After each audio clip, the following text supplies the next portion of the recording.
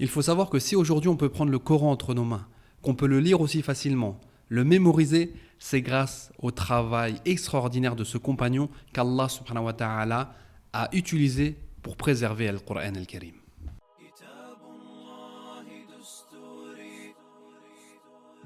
Bienvenue dans le podcast Vivre le Coran, votre guide pour découvrir le Coran, verset par verset, sourate par sourate. Plus qu'une simple mémorisation, ici, nous prônons la mise en application de la parole d'Allah. Je suis Abdelkarim, professeur de Coran, auteur et initiateur du projet Vivre le Coran. Mon objectif est de vous accompagner afin de faire de vous de réels compagnons du Coran, qui sont ceux qui le lisent, le comprennent, le méditent et le mettent en pratique au quotidien.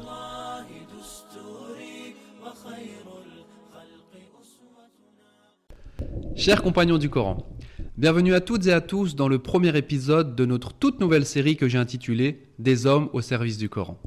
Cette série a pour objectif de nous faire découvrir des figures emblématiques de l'islam dont les efforts extraordinaires ont permis de préserver le Coran al-Karim afin qu'il puisse nous parvenir et qu'on puisse le lire, le réciter et le mémoriser. Et oui, aujourd'hui on a cette facilité de prendre le Coran, de le lire, mais on ne se rend pas compte de tout le travail qui a été produit et qui a été fait pour que le Coran justement nous parvienne et qu'on ait cette facilité à l'utiliser. Ces hommes, souvent méconnus, méritent notre reconnaissance et notre admiration pour leur dévouement à la parole d'Allah subhanahu wa ta'ala. En effet, ces hommes, ils ont sacrifié de leur temps, ils ont sacrifié de leurs biens, ils ont sacrifié de leur santé, de leur énergie pour préserver le Coran al-Karim et qu'il puisse nous parvenir. Et peut-être que l'une de ces histoires touchera nos cœurs et nous encouragera, nous également, à sacrifier pour la parole divine. Aujourd'hui, nous allons découvrir la vie et l'œuvre d'un homme exceptionnel, un homme dont le dévouement a joué un rôle crucial dans la préservation du Coran al-Karim. Car même si Allah subhanahu wa ta'ala nous dit « Inna nahnu nazzalna dhikra wa inna lahu lahafidhun » en vérité, c'est nous qui avons fait descendre le dhikr, le Coran, et c'est nous qui en sommes les gardiens. Pour cela, il a utilisé des hommes. Et parmi ces hommes, il y a un homme extraordinaire qui pourtant est méconnu de la communauté musulmane. Et nous devons être extrêmement reconnaissants envers cet homme. Cet homme, il avait plusieurs titres. Premièrement, il avait le titre de faqih. C'était al-faqih, le juriste. C'était quelqu'un qui était savant dans les règles juridiques et c'était une personne auprès duquel les musulmans se tournaient lorsqu'ils avaient une question. C'était al-qadi, le juge. Il donnait des fatwas. Qadi al-Madina, le juge de Médine. C'était al-Muqri, le lecteur, le récitant. Et oui, c'était l'un des compagnons qui avait mémorisé le Coran de la vie du prophète sallallahu alayhi wa sallam. Et il faut savoir que la majorité des riwayat viennent de ce compagnon. Donc Allah subhanahu wa ta'ala, il a enseigné le Coran au prophète sallallahu alayhi wa sallam, qu'il a enseigné à des compagnons, parmi eux ce compagnon, qu'ils l'ont enseigné aux tabi'i, et qu'il enseignait de génération en génération pour que ça arrive jusqu'à nous. Et de lui remontent différentes lectures du Coran, différentes riwayat comme riwayat Hafs, celle que l'on lit aujourd'hui, Shu'ba, que l'on prend de Asim, également riwayat As-Susi et Ad-Duri. Donc plein de riwayat reviennent ou montent jusqu'à lui, puis jusqu'au prophète sallallahu alayhi wa sallam. C'est également Turjuman ou Tarjuman an-Nabi, le traducteur du prophète sallallahu alayhi wa sallam. Le prophète sallallahu alayhi wa sallam, il lui a donné ce rôle de traducteur et on va en parler juste après, Inch'Allah. Il fait partie des Kuttab al-Wahi, les scribes du prophète sallallahu alayhi wa sallam qui écrivaient directement la révélation de la bouche du prophète sallallahu alayhi wa sallam. Et sa dernière fonction, c'était Alimul Fara'id, le savant des sciences de l'héritage. C'était un expert dans les sciences de l'héritage jusqu'à ce que Omar ibn al-Khattab, pendant son califat, a dit « Celui qui a une question concernant l'héritage, qu'il se tourne vers... » Est-ce que vous avez trouvé le nom de ce compagnon ? Je vous laisse un peu de temps, relire tout ça. Donc aujourd'hui, nous allons parler de ce compagnon peu connu, mais comme je l'ai dit précédemment, envers qui nous devons être reconnaissants pour son immense travail envers la parole d'Allah subhanahu wa ta'ala. Ce compagnon n'est d'autre que Zayd ibn Thabit radiyallahu anhu. Zayd ibn Thabit. Est-ce que ce nom vous parle? C'est un compagnon qui a fait un travail extraordinaire, comme on va le voir. Alors, première chose, ce qu'il faut savoir, c'est que Zayd ibn Thabit radiyallahu anhu, il n'avait que 11 ans lorsque le prophète sallallahu alayhi wa sallam est arrivé à Médine. Et Zayd, c'est un Médinois. Il a donc vécu l'arrivée du prophète sallallahu alayhi wa sallam et il s'est converti, lui et sa famille, directement après l'arrivée du prophète sallallahu alayhi wa sallam. Donc il était très jeune. Et malgré son jeune âge, il a toujours voulu être au service de l'islam et être au service du prophète sallallahu alayhi wa sallam. Et il a toujours été encouragé par sa mère qui s'appelait An-Nawwar bint Malik, qui était veuve. Et donc Zayd, à l'âge de 13 ans, qu'est-ce qu'il a fait? Il a tenté de se joindre aux combattants de la bataille de Badr. Il a rejoint les rangs des combattants. Mais le prophète sallallahu alayhi wa sallam, après avoir inspecté les rangs, et il s'est aperçu que Zayd et certains de ses camarades étaient là, et il les a renvoyés chez eux parce qu'ils étaient trop jeunes et leur stature ne les permettait pas de participer au combat. Et subhanallah, Zayd, il n'a pas lâché l'affaire parce que l'année suivante, à l'âge de 14 ans, il a tenté une nouvelle fois de participer à la bataille de Uhud. Pareil, il s'est infiltré dans les rangs des combattants, mais le prophète sallallahu alayhi wa sallam l'a vu et l'a renvoyé chez lui, radiyallahu anhu. Et regardez cette ambition, regardez cette motivation. Donc, Zayd, radiyallahu anhu, il avait conscience que le champ de bataille n'était pas encore pour lui, il était trop jeune. Mais il a décidé de se tourner vers un domaine où l'âge ne serait pas un obstacle. Ce domaine, c'était celui de la science, et plus précisément, celui de la mémorisation del Coran el-Karim. Et bien sûr, sa mère l'a encouragé, sa mère l'a supporté. Sa mère, elle est partie voir des hommes de leur tribu qui, sans perdre un instant, prirent Zayd et l'accompagnèrent au prophète sallallahu alayhi wa sallam pour une rencontre qui allait changer sa vie. Devant le prophète sallallahu alayhi wa sallam, ils présentèrent Zayd non seulement comme un jeune homme de grande intelligence, et surtout un jeune homme possédant une facilité d'apprentissage remarquable. Et également comme un jeune homme maîtrisant déjà 17 sourates d'Al-Qur'an Al-Karim qu'il pouvait réciter avec une voix sublime et bien sûr en respectant les règles de récitation. Quand ils sont venus voir le prophète sallallahu alayhi wa sallam, ils lui ont dit « Ya Rasulallah, ô messager d'Allah, voici notre fils Zayd. Il récite le Coran avec une clarté et une beauté qui témoignent de sa compréhension profonde des versets d'Al-Qur'an. » Donc ce n'était pas simplement il récitait telle sourate du début à la fin. Non, il récitait, mais il s'arrêtait à des moments qui prouvaient qu'il comprenait ce qu'il récitait. Et ça a attiré l'attention du prophète sallallahu alayhi wa sallam. Et donc Zayd, il s'est mis à réciter avec une voix un peu timide et une voix vraiment qui était remplie d'émotions. Donc imaginez-vous réciter devant le prophète sallallahu alayhi wa sallam. Nous déjà, quand on nous demande de réciter devant notre famille, on commence à trembler de la voix. Quand on nous dit de réciter devant notre professeur, notre voix commence à trembler, on est stressé. Imaginez-vous réciter devant le professeur, le prophète sallallahu alayhi wa sallam. Et il y avait un cheikh qui disait « Celui qui veut réciter le Coran al-Karim de la meilleure des façons, qu'il s'imagine le réciter au prophète sallallahu alayhi wa sallam, et que celui qui veut réciter le Coran de la meilleure des façons, qu'il s'imagine le réciter devant Allah subhanahu wa ta'ala. » Le prophète sallallahu alayhi wa sallam, il était intéressé par le profil de Zayd, mais voulait également tester son engagement et sa réelle volonté d'apprentissage. Donc le prophète sallallahu alayhi wa sallam, il lui a donné une mission.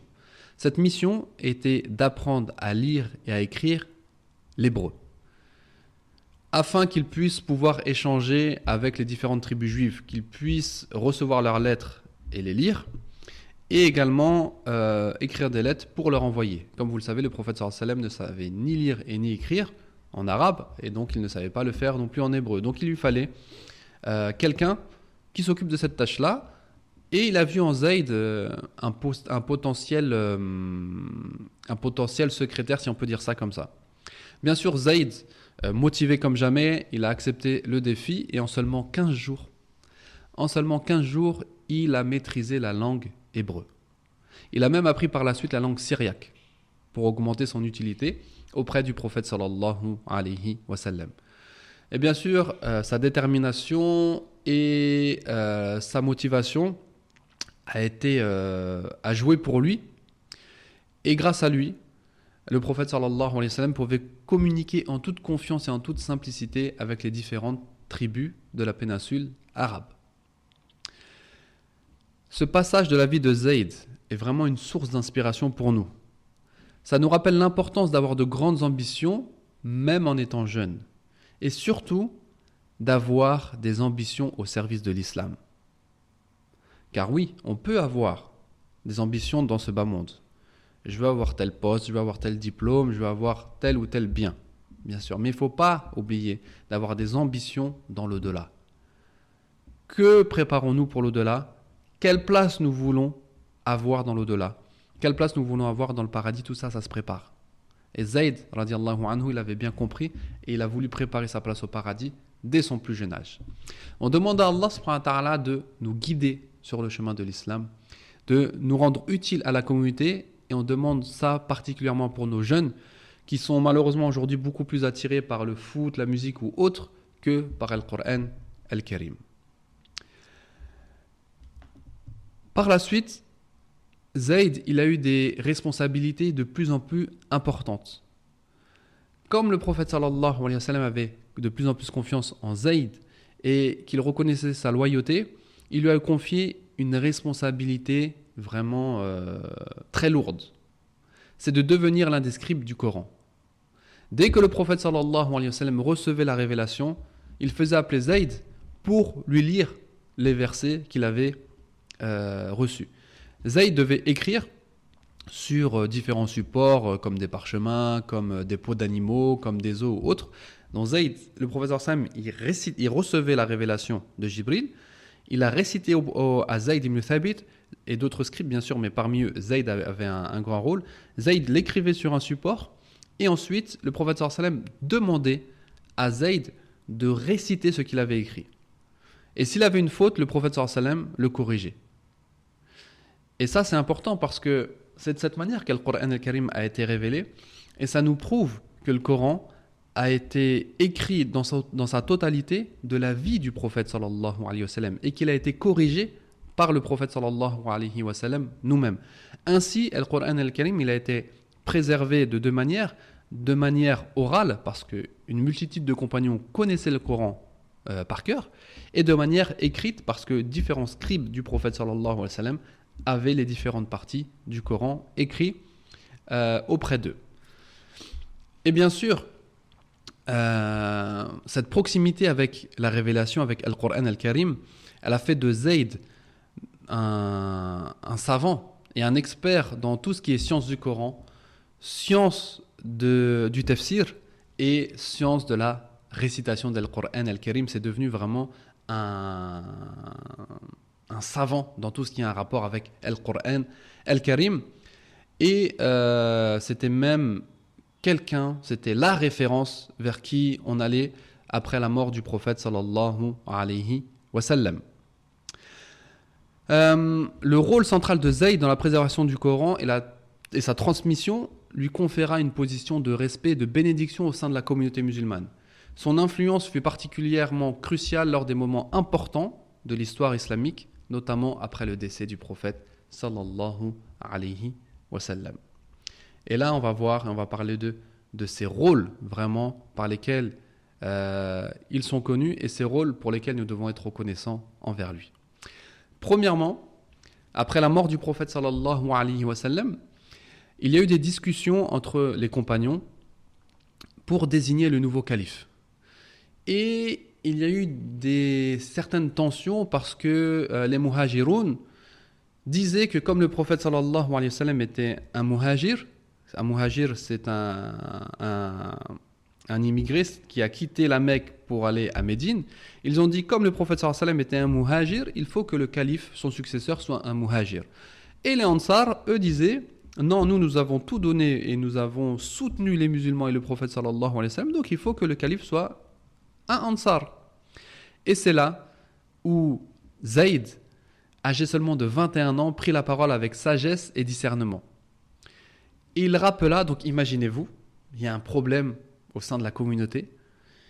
Dans cette discussion, il y a des grands compagnons comme Omar ibn al-Khattab, comme Abu Bakr, comme Othman, comme Ali, bref, les compagnons piliers. Et Zayd, âgé de 21 ans, il se lève et il rappelle à tout le monde que le prophète sallallahu alayhi wa sallam était lui-même un muhajir. Donc il faut que la direction des musulmans revienne à un muhajir. Alors que lui, c'est un ansar. Zayd ibn Thabit, c'est un ansar. Mais il était proche du prophète sallallahu alayhi wa sallam et il savait ce que le prophète sallallahu alayhi wa sallam attendait. Et donc il s'est levé devant tout le monde et il a dit, le prophète sallallahu alayhi wa sallam était un muhajir, il faut que son successeur soit un muhajir, ce soit un Mécois. Mais il ne s'est pas arrêté là. Il a souligné, il a précisé le rôle essentiel des Ansar dans le soutien du prophète sallallahu alayhi wa sallam. Et il a dit, donc nous les Ansar, notre rôle c'est de soutenir le calife comme nous avons soutenu le prophète sallallahu alayhi wa sallam. Donc observez cette maturité, subhanallah. C'est pas étonnant, il a été éduqué par le prophète sallallahu alayhi wa sallam. Et ensuite, il s'est tourné vers Abu Bakr, il lui a tendu sa main pour lui faire allégeance, et c'est de là que les gens ont reconnu Abu Bakr radiallahu anhu comme calife. Imaginez-vous cette maturité, subhanallah. C'est un moment difficile, le prophète sallallahu alayhi wa sallam vient de mourir, tout le monde est triste, tout le monde est stressé, on ne sait pas comment on va faire, et là il y a Zayd ibn Thabit qui se lève et qui met tout le monde d'accord, et tout le monde a suivi la vie de Zayd. Maintenant, on va parler de l'une de ses contributions les plus importantes à l'islam. Un travail incroyable, qui est la compilation del Coran al-Karim. Cette mission, elle a été demandée par le calife Abu Bakr. Car à la suite de la bataille d'Al-Yamama, il y a environ 70 compagnons qui avaient mémorisé complètement le Coran, qui ont été tués. Et donc face à cette situation, Omar ibn al-Khattab, il est parti voir Abu Bakr, il lui a demandé de compiler le Coran en un seul volume pour en assurer sa préservation.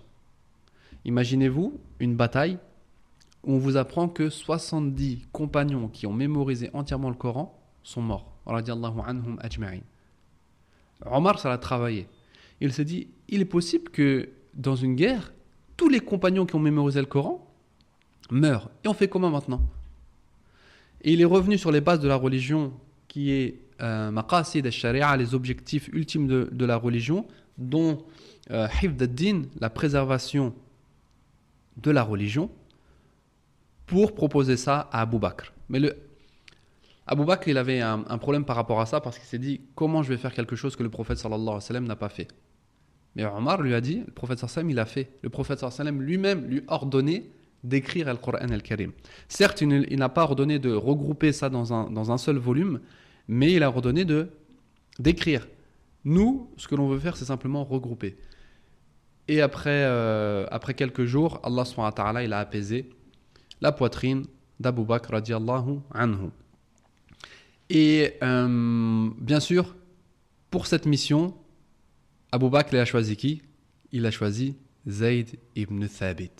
Imaginez-vous cette responsabilité. Abu Bakr, il a appelé Zayd avec Omar et il lui a dit, Ya Zayd, innaka shab aqil, la nattahimuk, wa qad kunta taktubu al-wahyi li rasulillahi sallallahu alayhi wa sallam, fajma'uhu. Abu Bakr lui dit, oh Zayd, tu es jeune, c'est-à-dire que ta capacité mentale, elle est au top, 21 ans, tu es au top. Tu es intelligent, tu es connu pour ton intelligence, ta sagesse et autres. Tu es quelqu'un de confiance. Le prophète sallallahu alayhi wa sallam a placé sa confiance en toi. Et tu écrivais la révélation pour le prophète sallallahu alayhi wa sallam. Donc tu as cette connaissance de la révélation. Nous te demandons de compiler le Coran al-Karim. Zayd, dans un premier temps, il a refusé. Mais après, pareil, Allah subhanahu wa ta'ala a apaisé son cœur. Mais il a quand même dit فَوَاللَّهِ لَوْ كَلَّفُونِي نَقْلَ جَبَلٍ مِنَ الْجِبَالِ مَا كَانَ بِأَثْقَلَ عَلَيَّ مِمَّا أَمَرَنِي بِهِ مِنْ جَمْعِ الْقُرْآنِ.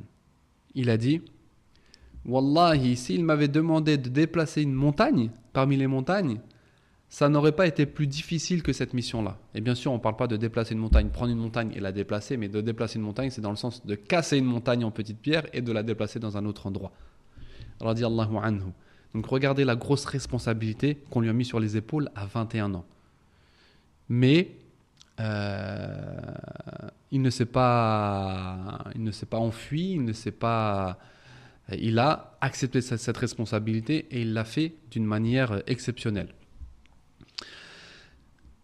Pour compiler le Coran al-Karim, il a mis en place une méthode rigoureuse qui était d'appeler les compagnons qui avaient des supports contenant le Coran al-Karim et surtout qui avaient écrit ces supports directement de la bouche du prophète sallallahu alayhi wa sallam. Donc il devait venir avec le support et il devait venir avec 2 compagnons qui avaient été témoins de la révélation de Coran al-Karim ou de la dictée du prophète sallallahu alayhi wa sallam. Donc imaginez-vous, un compagnon, il vient avec son parchemin, il ramène avec lui 2 compagnons qui ont assisté au fait que le prophète sallallahu alayhi wa sallam lui ait dicté et corrigé ce qu'il avait marqué sur son parchemin. C'était quelque chose de faire ça pour tout le Coran al-Karim. Imaginez-vous.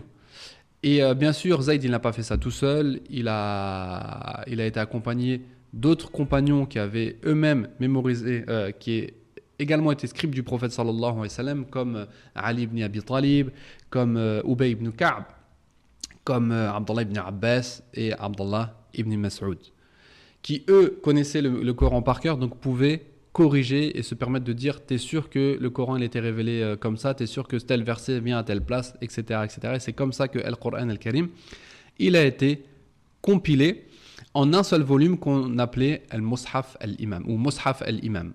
Mushaf al-Imam, le livre de l'imam. Et ce livre a été conservé par les califes successifs Abu Bakr et Omar radiallahu anhum, et à la mort de Omar, il a été remis à sa fille Hafsa qui l'a conservé. Et bien sûr, tout ce travail-là a été validé et confirmé par les compagnons. Mais subhanallah, sa tâche, elle ne s'est pas arrêtée là. Quelques années plus tard, avec l'expansion de l'islam, donc l'islam il est sorti de la péninsule arabe, il y a eu des tribus non arabophones avec d'autres dialectes, d'autres langues, et il y a des divergences de prononciation qui ont commencé à apparaître. Et ça menaçait l'uniformité, on va dire ça comme ça, du texte coranique. Et là, Uthman radiallahu anhu, qui était le calife, il a pris position, il a demandé à Zayd, encore une fois, de faire 5 ou 7 copies du Mushaf al-Imam, afin de les distribuer dans les grandes villes de l'islam, comme Basra, comme voilà, Damas et autres, des grandes villes, pour que ces Corans soient des repères ou des références. Lorsqu'il y a une divergence, on revient à ces masahif. Et Uthman, il a ordonné également la destruction de tout ce qui était écrit en dehors de ces 5 ou de ces 7 copies. Donc certains disent que Zayd et les autres scribes ont participé à la réécriture de 5 copies et d'autres nous disent 7 copies. Tout ce qui était en dehors de ces copies-là devait être détruit dans le monde musulman. Et donc, subhanallah, Zayd ibn Thabit a accepté encore cette mission-là et a recopié le Coran al-Karim à la main en 7 ou en 5 copies, subhanallah. Imaginez-vous le travail extraordinaire et la responsabilité surtout qu'avait Zayd ibn Thabit radiallahu anhu. Donc maintenant, je pense que vous comprenez pourquoi je vous ai dit au début de ce podcast que nous devons être reconnaissants envers ce compagnon Zayd ibn Thabit. Imaginez-vous le travail incroyable qu'il a accompli radiallahu anhu. Il faut se rendre compte que les Corans que nous possédons aujourd'hui, qu'on ouvre et que l'on lit, sont le fruit de son travail. Et que sans ce travail-là, on n'aurait pas le Coran al-Karim. Donc à chaque fois qu'on voit le Coran al-Karim, on doit penser à Zayd et on doit le remercier, être reconnaissant envers lui. Radiallahu anhu. Zayd ibn Thabit, au-delà de son rôle de scribe, de compilateur del Coran al-Karim, de recopieur del Coran al-Karim, c'était également un savant reconnu et respecté de la communauté musulmane, qui était, comme on l'a dit au début, particulièrement consulté pour les questions de l'héritage. Omar radiallahu anhu dirigeait tous ceux qui avaient une question relative à l'héritage vers Zayd. Et on connaît tous la complexité de cette science-là. Zayd ibn Thabit radiallahu anhu, il est mort en l'an 45 de la Hijra. Il était jeune, il n'avait que 54 ans. Mais regardez le travail qu'il a accompli. Parce qu'il s'est mis dans le service de l'islam très tôt. Dès l'âge de 13 ans, il cherchait à apporter sa pierre à l'islam. Et regardez, il est resté pendant 40 ans au service de l'islam et avec un lien fort avec le Coran al-Karim. Et bien sûr, toute la communauté était triste lorsque Zayd ibn Thabit radiallahu anhu est décédé. Il y a des grands compagnons qui ont témoigné et on a par exemple Abdallah ibn Abbas radiallahu anhuma qui a dit le jour de sa mort laqad dufina al-yawm ilmun kathir. Aujourd'hui, un grand savoir a été enterré. C'est-à-dire qu'avec la mort de Zayd, il y a beaucoup de science qui est partie. Abu Huraira radiallahu anhu, il a dit Mat al-yawm hibrul umma. Aujourd'hui est décédé le savant de la communauté. وَلَعَلَّ اللَّهَ أَنْ يَجْعَلْ فِي ابْنِ عَبَّاسٍ مِنْهُ خَلْفًا. Et peut-être qu'Allah subhanahu wa ta'ala fera de Abdallah ibn Abbas son successeur. On a également les paroles de Hassan ibn Thabit au sujet de Zayd. Il a dit فَمَنْ لِلْقَوَافِ بَعْدَ حَسَّانِ وَابْنِهِ وَمَنْ لِلْمَعَانِ بَعْدَ زَيْدِ ibn ثَابِتِ. Qui veut dire, que restera-t-il de la poésie après Hassan ibn Thabit et son fils, qui étaient des grands poètes, dans le sens où lorsqu'ils vont mourir, qu'est-ce qu'il restera de la poésie? Plus rien. Donc il se met un peu en avant. Et il dit, et qu'est-ce qu'il reste de la science après la mort de Zayd ibn Thabit? Donc pour vous rendre compte que Zayd ibn Thabit était connu et vu comme un grand savant de la communauté. Et c'est normal, vu tout ce qu'il a fait pour Al-Qur'an Al-Karim. Ainsi, c'est la fin de notre premier épisode sur notre série Les hommes au service d'Al-Qur'an Al-Karim.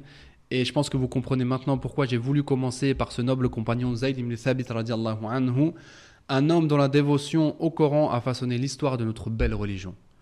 Sa vie nous enseigne l'importance de l'engagement dans l'apprentissage et la préservation des enseignements d'Al-Qur'an Al-Karim. Zayd n'était pas seulement un témoin de la révélation, n'était pas simplement un scribe de la révélation, mais c'était plutôt un de ses gardiens qui jouait un rôle vital dans la compilation et la protection d'Al-Qur'an Al-Karim après la mort du prophète sallallahu alayhi wa sallam. Et son exemple illustre comment chaque membre de la communauté peut contribuer significativement à la préservation d'Al-Qur'an Al-Karim par sa mémorisation. Si tu veux participer à la préservation du Coran, tu peux y participer par la préservation, par sa récitation, mais surtout par une compréhension profonde et une application de ses enseignements.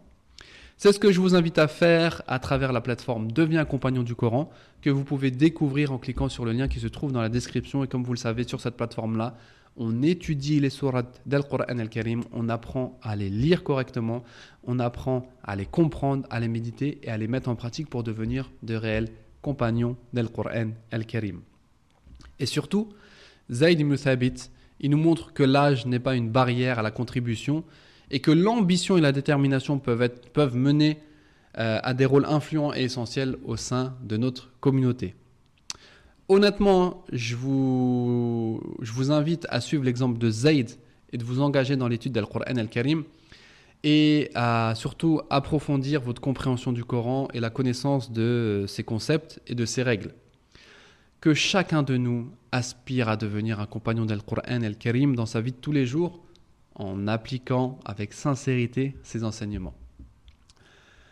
Sur ce, je vous donne rendez-vous la semaine prochaine pour un nouvel épisode de cette série des hommes au service du Coran où nous découvrirons, Inch'Allah, un autre compagnon, un autre personnage qui a consacré sa vie au service d'Al-Qur'an Al-Karim.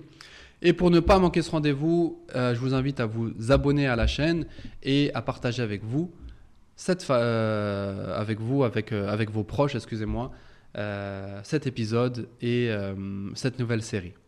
Comme d'habitude, je compte sur vous pour mettre un commentaire, pour mettre une note, pour mettre un like si vous êtes sur YouTube. Mais tout ça, ça donne de la visibilité et c'est quelque chose à ne pas négliger parce que je pense que cet épisode et cette série peut être profitable à beaucoup d'entre vous et ça peut être l'une des causes par lesquelles les gens reviennent à Al-Qur'an Al-Karim. Qu'Allah vous préserve et qu'Allah subhanahu wa ta'ala nous compte parmi les compagnons d'Al-Qur'an Al-Karim. Wallahu ta'ala a'la wa a'lam. سبحانك اللهم وبحمدك أشهد أن لا إله إلا أنت أستغفرك وأتوب إليك بارك الله فيكم والسلام عليكم ورحمة الله وبركاته. Je vous remercie d'avoir écouté ce podcast et si vous avez des questions, vous pouvez me les poser par mail sur l'adresse suivante contact@vivrelecoran.fr ou directement sur ma page Instagram Vivre le Coran. Je vous donne rendez-vous la semaine prochaine pour un nouvel épisode. Qu'Allah vous préserve. Hafizakumullah. Barakallahu fikum. Wassalamu alaikum wa rahmatullahi wa barakatuh.